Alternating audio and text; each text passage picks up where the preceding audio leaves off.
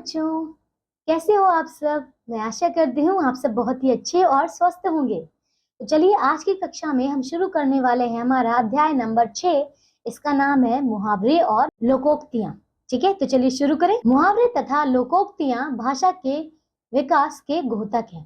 ठीक है, चलिए मुहावरे और लोकोक्तियां अब होते क्या हैं ये पढ़ते हैं। ठीक है, तो मुहावरा ऐसा वाक्यांश जो सामान्य से भिन्न किसी विलक्षण अर्थ की प्रीति कराए और शाब्दिक से भिन्न अन्य अर्थ में रूढ़ हो जाए, उसे मुहावरा कहते हैं। ठीक है, लोकोक्ति मतलब क्या होता है?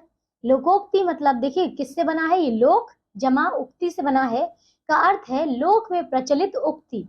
मुहावरों की तरह ही लोकोक्तियां भी मानव जाति के अनुभवों की सुंदर अभिव्यक्ति है। लोकोक्ति जन समाज के द्वारा प्रयोग में लाया जाने वाला परंपरागत कथन होता है। ये ऐसी तीखी उक्तियां होती हैं जो श्रोता के हृदय पर सीधा या गहरा प्रभाव डालती है। लोकोक्तियां भूतकाल के लोक अनुभवों का परिणाम होती हैं तथा वाक्य के रूप में प्रयुक्त होती हैं। इन्हें साधारण बोलचाल की भाषा में कहावत भी कहा जाता है। कहावत तो आप लोगों ने सुनी होंगी कई सारी, है ना? मुहावरे तथा लोकोक्तियों में अंतर, चलिए देखते क्या है। मुहावरों तथा लोकोक्तियों में निम्न प्रकार से अंतर है।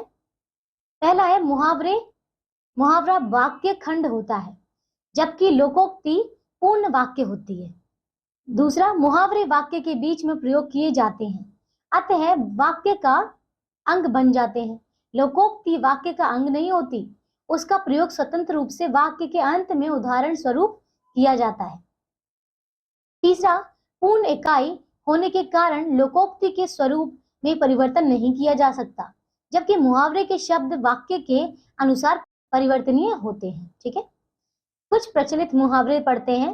पहला है खाक में मिल जाना। इसे क्या कहते हैं? अस्तित्व मिट जाना। मतलब जैसे बाढ़ आने से कितने ही गांव खाक में मिल गए, मतलब उनका अस्तित्व पूरी तरीके से खत्म हो गया। दूसरा, खून खौलना, मतलब जोश में आना। निर्दोष को पीटते देखकर रवि का खून खौल गया। तीसरा है खिल्ली उड़ाना, मतलब हंसी उड़ाना। अपंग को देखकर खिल्ली उड़ाना भले लोगों का काम नहीं है। चौथा है गागर में सागर भरना, अधिक बात को कम शब्दों में कहना। बिहारी ने अपने दोहों में गागर में सागर भर दिया है। समझ में आ गया? चलिए देखिए, इसी प्रकार और भी उदाहरण है हमारे पास।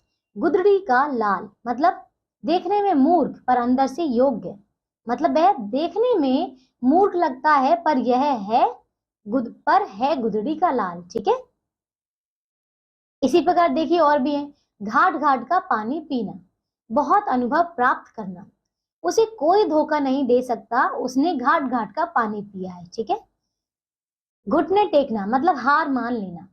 महाराणा प्रताप ने जीवन भर अकबर के सामने घुटने टेकना स्वीकार नहीं किया था। कलई खुलना, मतलब रहस्य का पता चल जाना।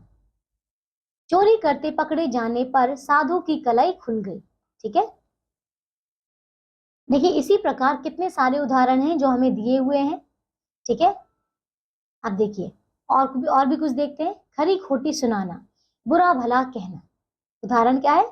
मालिक ने नौकर की गलती पर क्रोधित होकर उसे खूब खरी खोटी सुनाई। ठीक है, तो देखिए इसी प्रकार बहुत सारे उदाहरण हैं। ये सारे उदाहरण आप लोग अच्छे से पढ़िएगा और इनका अर्थ समझिएगा, और आप अपने घरों में, अपने घर के आसपास ऐसे सुनिएगा कि इन उदाहरण का लोग किस प्रकार प्रयोग करते हैं। ठीक है, आपके घरों में भी तो लोग इस प्रकार के उदाहरण बोलते होंगे, है ना? इस प्रकार के मुहावरे बोलते होंगे।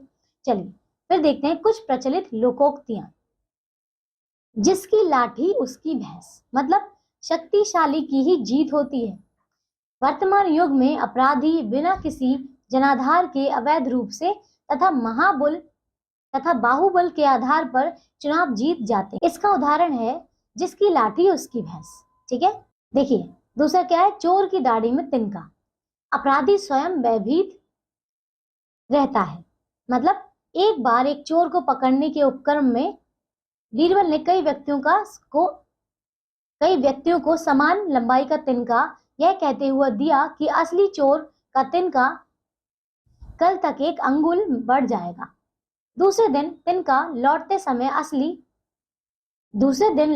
लौटाते समय असली चोर ने आकर तिनका मुंह से एक अंगुल तोड़ दिया, जो उसकी दाढ़ी में चिपक गया।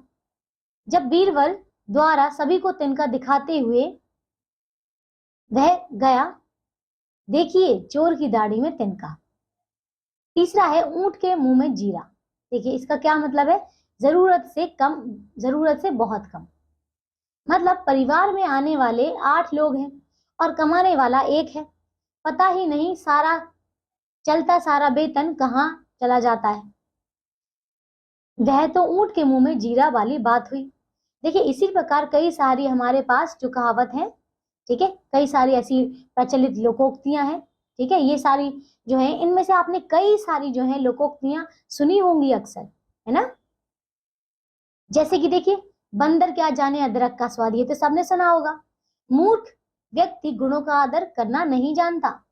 इस मूर्ख को अपनी कविता क्यों सुना रहे हो? भला बंदर क्या जाने अदरक का स्वाद, समझ आ गया।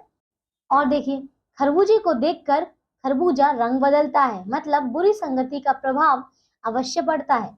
जब से नरेश कीमती लाल के साथ रहने लगा है, सिगरेट पीने लगा है।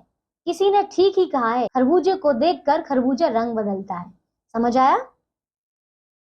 चलिए, तो देखिए ये अध्याय हमारा यहीं समाप्त होता है। देखिए हमने कितने सारे मुहावरे और कितनी सारी लोकोक्तियां इसमें पढ़ी हैं, ठीक है, और काफी अच्छे, है ना। तो ये सारे आपने सुने हुए हैं, इन सबको और अच्छे से पढ़िएगा, ठीक है, सभी का अर्थ भी जानिएगा। देखिए कुछ दोहराते हैं जो भी हमने इस अध्याय में पढ़ा है, ठीक है। पहला है ऐसा वाक्यांश जो सामान्य से भिन्न किसी विलक्षण अर्थ की प्रीति कराए और सामान्य से भिन्न किसी अन्य अर्थ में रूढ़ हो जाए, उसे मुहावरा कहते हैं। दूसरा, मुहावरों का प्रयोग वाक्य के प्रसंग में होता है, अलग से नहीं। तीसरा, लोकोक्ति जन समाज के द्वारा प्रयोग में लाए जाने वाला परंपरागत कथन होता है। चौथा, लोकोक्तियां भूतकाल के लोक अनुभवों का परिणाम होती हैं।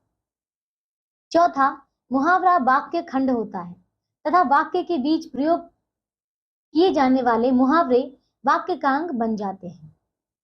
और आखिरी है, पूर्ण वाक्य होने के कारण लोकोक्ति का प्रयोग स्वतंत्र एवं अपने आप में पूर्ण इकाई के रूप में होता है। तो चलिए ये अध्याय हमारा यहीं पूरा होता है। आशा करती हूँ आप सबको बहुत अच्छे से समझ में आया होगा और अच्छा भी लगा होगा, है ना। तो चलिए हम मिलेंगे आपसे एक नई कक्षा में एक नए अध्याय के साथ में। तब तक के लिए आप सब अपना ध्यान रखिए और स्वस्थ रहिए। बाय।